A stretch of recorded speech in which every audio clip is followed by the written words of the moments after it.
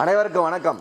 அருள்மிகு வந்தாரை வாழ வைக்கும் வரம் தரும் ஸ்ரீ 18ஆம் படி கருப்பசாமி திருக்கோவிலில் தொடர்ந்து 18 நாள் நடைபெற்றுக் கொண்டிருக்கக்கூடிய ஸ்ரீ மகா மங்கள சண்டி ஹோமத்தின் 11வது அத்தியாயம் 11வது நாள் 8ஆம் தேதி 12வது மாதம் 2024 ஞாயிற்றுக்கிழமை ஸ்ரீ மகா மங்கள கணபதி ஆசியுடன் ஸ்ரீ மகாகாளி ஆசியுடன் மகா மங்கள சண்டி ஹோமத்தின் முக்கியமான அத்தியாயமாக ஆயுஷ் ஹோமம் நடைபெறும்.